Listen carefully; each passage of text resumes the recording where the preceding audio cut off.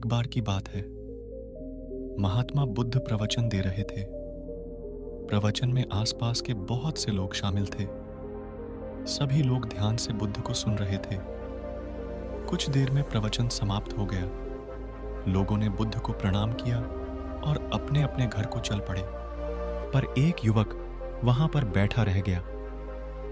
बुद्ध की नजर उस युवक पर पड़ी तो वे पूछ बैठे, क्या बात है वत्स? कोई जिज्ञासा है क्या? युवक बुद्ध के पास गया और प्रणाम करके बोला, प्रभु, बहुत उलझन में हूं। जितना इस बारे में सोचता हूं उतना ही उलझ जाता हूं। कैसी उलझन है वत्स? बुद्ध ने प्रश्न किया। युवक हाथ जोड़कर बोला, प्रभु, यह संसार कितना विशाल है। संसार में लाखों करोड़ों लोग निवास करते हैं। उनमें भी एक से बढ़कर एक विद्वान, कलाकार, योद्धा। ऐसे में उन सब के बीच मुझ जैसे सामान्य प्राणी का क्या मूल्य है? बुद्ध ने युवक को एक चमकीला पत्थर देते हुए कहा, तुम्हें इस पत्थर का मूल्य पता करना है, पर ध्यान रहे, इसे बेचना नहीं है, सिर्फ मूल्य पता करना है। जैसी आज्ञा प्रभु। कहते हुए युवक ने बुद्ध से वह पत्थर ले लिया। उसने एक बार फिर से उन्हें प्रणाम किया और बाजार की ओर चल पड़ा।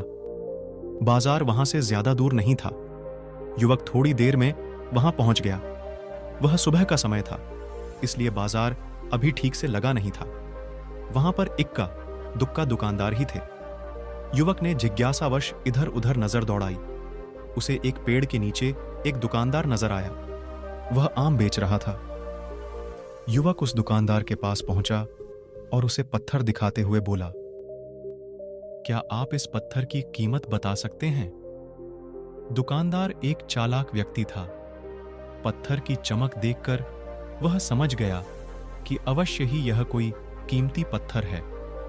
वह बनावटी आवाज में बोला, देखने में तो कुछ खास नहीं लगता, पर मैं इसके बदले 10 आम दे सकता हूं।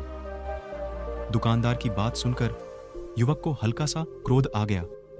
वह मन ही मन बुधाया, यह आदमी मुझे बेवकूफ समझता है।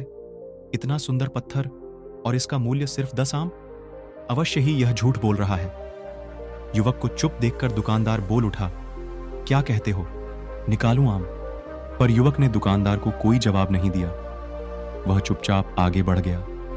सामने एक सब्जी वाला अपनी दुकान सजा रहा था। युवक उसके पास पहुंचा और उसे पत्थर दिखाते हुए उसका मूल्य पूछा। उस पत्थर को देखकर सब्जी वाले की आंखें खुशी से चमक उठीं। वह मन ही मन सोचने लगा, यह पत्थर तो बहुत कीमती जान पड़ता है। अगर यह मुझे मिल जाए तो मजा ही आ जाए। क्या हुआ भाई, कहां खो गए? युवक ने दुकानदार की तंद्रा तोड़ी। सब्जी वाला चौंकता हुआ बोला, कुछ नहीं, कुछ नहीं, मैं तो बस मन ही मन इसकी कीमत की गणना कर रहा था। वैसे मैं इस पत्थर के बदले एक बोरी आलू दे सकता हूं। सब्जी वाले के चेहरे की कुटिलता देखकर युवक समझ गया कि यह दुकानदार भी मुझे मूर्ख बना रहा है। मुझे किसी और से इसका मूल्य पता करना चाहिए। यह सोचता हुआ युवक आगे बढ़ गया। सब्जी वाला दुकानदार ने युवक को पीछे से आवाज लगाई, क्या हुआ भाई? अगर आपको यह मूल्य कम लग रहा है तो बताएं तो सही, मैं इसे बढ़ा दूंगा। पर युवक ने उसकी बात पर ध्यान नहीं दिया। वह इधर उधर किसी ऐसे व्यक्ति को खोजने लगा जो जानकार हो और उस पत्थर की सही मूल्य बता सके। युवक को लग रहा था कि अवश्य ही यह कोई कीमती पत्थर है। शायद कोई जौहरी इसका सही मूल्य बता सके। यह सोचता हुआ युवक एक जौहरी की दुकान पर पहुंचा। जौहरी अपनी दुकान को अभी खोल ही रहा था। उसने युवक को अपनी दुकान की ओर आते हुए दूर से देख लिया था। साथ ही उसने युवक का हुलिया देखकर यह भी भांप लिया था कि यह कोई गरीब व्यक्ति है जो संभवतः कोई गहना बेचने आया होगा। जौहरी ने हाथ जोड़कर युवक को नमस्कार किया और मुस्कुराकर पूछा, बताएं महोदय, मैं आपकी क्या सेवा कर सकता हूं? युवक ने बुद्ध का दिया पत्थर अपनी हथेली पर रख दिया और बोला, इसका मूल्य पता करना था। पत्थर को देखते ही जौहरी उसे पहचान गया कि यह बेशकीमती रूबी पत्थर है जो किस्मत वाले को मिलता है। वह बोला, पत्थर मुझे दे दो और मुझसे 1 लाख रुपए ले लो। कहते हुए जौहरी ने पत्थर लेने के लिए अपना दाहिनी हाथ बढ़ाया, पर तब तक युवक ने पत्थर को अपनी मुट्ठी में बंद कर लिया था। उसे पत्थर के मूल्य का अंदाजा हो गया था, इसलिए वह बुद्ध के पास जाने के लिए मुड़ गया। जौहरी ने उसे पीछे से आवाज लगाई, अरे रुको तो भाई, मैं इसके 50 लाख दे सकता हूं। युवक को वह पत्थर बेचना तो था नहीं, इसलिए वह रुका नहीं और दुकान के बाहर आ गया। पर जौहरी भी कम चालाक नहीं था। वह उस अनमोल पत्थर को किसी भी कीमत पर अपने हाथ से जाने नहीं देना चाहता था।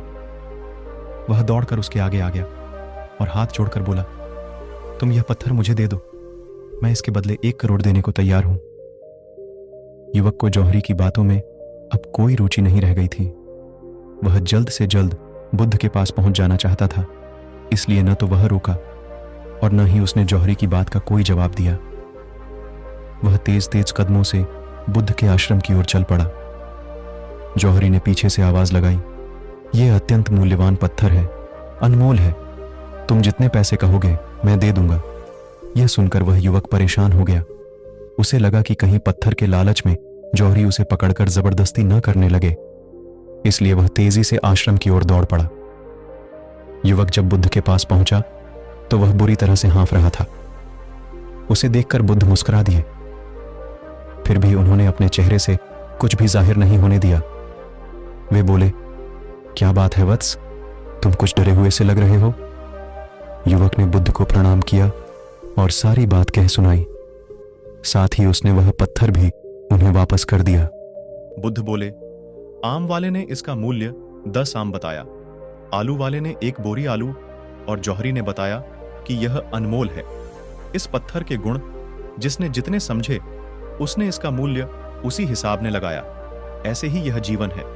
प्रत्येक व्यक्ति खान से निकले हुए एक हीरे के समान है, जिसे अभी तराशा नहीं गया है। जैसे जैसे समय की धार व्यक्ति को तराशती जाती है, व्यक्ति की कीमत बढ़ती जाती है। यह दुनिया व्यक्ति को जितना पहचान पाती है, उसे उतनी ही महत्ता देती है। कहते हुए बुद्ध एक क्षण के लिए रुके, फिर बोले, किंतु आदमी और हीरे में अंतर यह है, हीरे को कोई दूसरा तराशता है और व्यक्ति को अपने आप को स्वयं ही तराशना पड़ता है। और जिस दिन तुम अपने आप को तराश लोगे, तुम्हें भी तुम्हारा मूल्य बताने वाला कोई ना कोई जौहरी मिल ही जाएगा।